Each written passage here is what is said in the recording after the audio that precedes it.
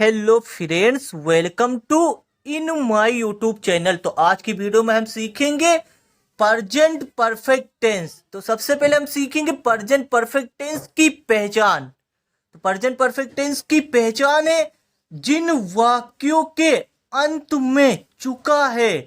तो जिन वाक्यों के अंत में चुका है या चुकी है या चुके हैं शब्द आए तो वह वाक्य प्रेजेंट परफेक्ट टेंस है। तो प्रेजेंट परफेक्ट टेंस को हम कैसे पहचानेंगे? अगर वाक्य के अंत में चुका है शब्द है या चुकी है शब्द है या चुके हैं शब्द हो तो वह वाक्य प्रेजेंट परफेक्ट टेंस है। हम आसानी से पहचान जाएंगे। जैसे कि वह खाना खा चुका है, तो इस वाक्य के अंत में क्या है? इस वाक्य के अंत में चुका है शब्द है।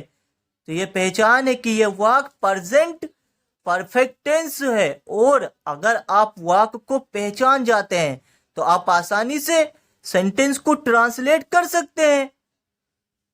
तो अब हम सीखेंगे प्रेजेंट परफेक्ट टेंस रूल्स। तो रूल्स क्या है? सबसे पहले लिखना सब्जेक्ट। प्रेजेंट परफेक्ट टेंस में सबसे पहले लिखना सब्जेक्ट और सब्जेक्ट के बाद हमें हेल्पिंग वर्ब लिखना है, यानी सब्जेक्ट के बाद हेल्पिंग वर्ब लिखना है। तो इसमें दो हेल्पिंग वर्ब होती है, एक हैज एक हैव। और हेल्पिंग वर्ब के बाद वर्ब की थर्ड फॉर्म का प्रयोग करेंगे। वर्ब की थर्ड फॉर्म, तो वर्ब की थर्ड फॉर्म के बाद ऑब्जेक्ट।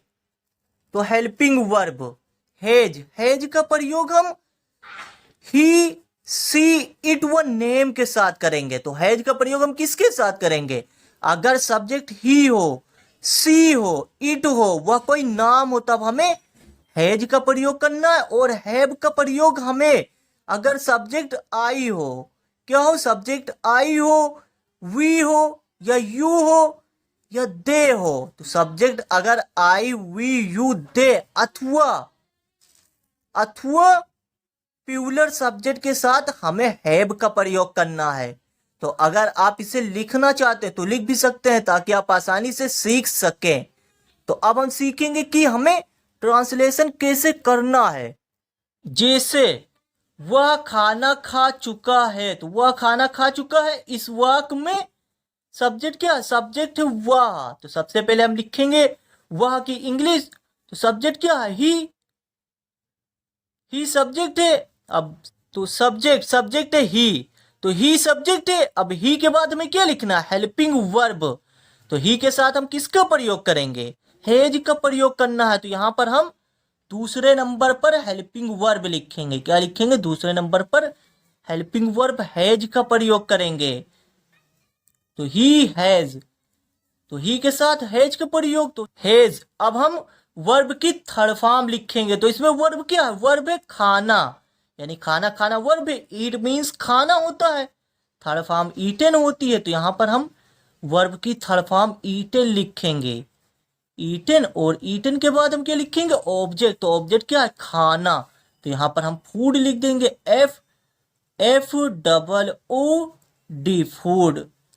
तो वह खाना खा चुका है, ही हैज ईटन फूड। तो इस तरह से हम ट्रांसलेट करते हैं। जैसे मैं पढ़ा चुका हूं, तो मैं पढ़ा चुका हूं, इस वाक्य के अंत में चुका हूं शब्द है। क्या है? चुका हूं शब्द है। तो यह पहचान है कि यह वाक्य प्रेजेंट परफेक्ट टेंस है। तो सबसे पहले हम क्या लिखेंगे? सबसे पहले सब्जेक्ट लिखेंगे। सब्जेक्ट क्या? सब्जेक्ट है मैं। तो इसमें सब्जेक्ट है मैं, तो आई लिखेंगे ना पहले। सबसे पहले आई लिखेंगे और आई के बाद हम क्या लिखेंगे? Helping verb. तो आई के साथ हमें हैव का प्रयोग करना है। तो आप यहाँ रूल्स भी देख सकते हैं। तो आई के साथ हेल्पिंग वर्ब हैव का प्रयोग करना है। तो यहाँ पर हम हैव लिखेंगे, आई हैव। और हैव के बाद रूल्स क्या है? वर्ब की थर्ड फॉर्म। तो रूल से वर्ब की थर्ड फॉर्म लिखना है। तो इसमें वर्ब क्या है? पढ़ाना। पढ़ाना वर्ब है, टीच मीन्स पढ़ाना। यहां पर हम टाट लिखेंगे। तो टीच की थर्ड फॉर्म, टीच की थर्ड फॉर्म क्या होती है? टाट। तो TAUGHT, टाट। तो मैं पढ़ा चुका हूं, आई हैव टाट। तो इसमें कोई ऑब्जेक्ट तो है नहीं, तो इस तरह से हमें ट्रांसलेशन करना है। फॉर एग्जाम्पल, आकाश जा चुका है, तो आकाश जा चुका है, इस वाक्य के अंत में क्या है? चुका है। तो इस वाक्य के अंत में चुका है शब्द है, तो यह पहचाने कि यह वाक्य प्रेजेंट परफेक्ट टेंस है। मैं आपको कई बार बता रहा हूं ताकि आप आसानी से वाक्य को पहचानना जान जाएं, और अगर आप वाक्य को पहचान जाते हैं तो आप आसानी से वाक्य को ट्रांसलेट कर सकते हैं। जैसा आप ये सेंटेंस पहचान के कि ये प्रेजेंट परफेक्ट टेंस है और आप रूल्स जानते हैं, तो आप आसानी से सेंटेंस को ट्रांसलेट कर सकते हैं। तो इसमें करना क्या है? फिर सबसे पहले लिखना सब्जेक्ट। सब्जेक्ट है आकाश, आकाश सब्जेक्ट है, हम आकाश लिखेंगे सबसे पहले।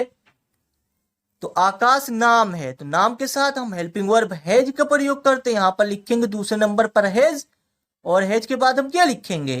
हेल्पिंग वर्ब के बाद हम वर्ब लिखेंगे ना। वर्ब की थर्ड फॉर्म लिखेंगे, वर्ब है जाना, तो गो मीन्स जाना, थर्ड फॉर्म लिख देंगे गोन। यहां पर हम गोन लिख देंगे सीधा। तो आकाश जा चुका है, तो आकाश हैज गॉन। तो इस तरह से हम वाक्य को ट्रांसलेट करते हैं। जैसे वे सड़क पर दौड़ चुके हैं, तो इस वाक्य के अंत में चुके हैं शब्द है, तो ये पहचान है कि ये प्रेजेंट परफेक्ट टेंस है। तो सबसे पहले हम क्या लिखेंगे? सब्जेक्ट। सब्जेक्ट इसमें क्या? वे। तो वे की इंग्लिश होती है दे, और दे के साथ हेल्पिंग वर्ब हैव का प्रयोग करना है, तो हम हैव लिखेंगे ना। तो दे के साथ हैव लिखेंगे, और उसके बाद वर्ब लिखेंगे। तो वर्ब क्या है? दौड़ना। तो रन मीन्स दौड़ना होता है, और थर्ड फॉर्म होती है रन। तो वर्ब की थर्ड फॉर्म लिखेंगे, ये क्या होगी? रन। रन क्या हो गई? वर्ब की थर्ड फॉर्म। और उसके बाद लिखेंगे सड़क पर, तो ऑन द रोड लिख देंगे हम, ऑन द रोड। तो रोड की स्पेलिंग क्या है? ROAD, road. वे सड़क पर दौड़ चुके हैं, तो वे सड़क पर दौड़ चुके हैं, they have run on the road.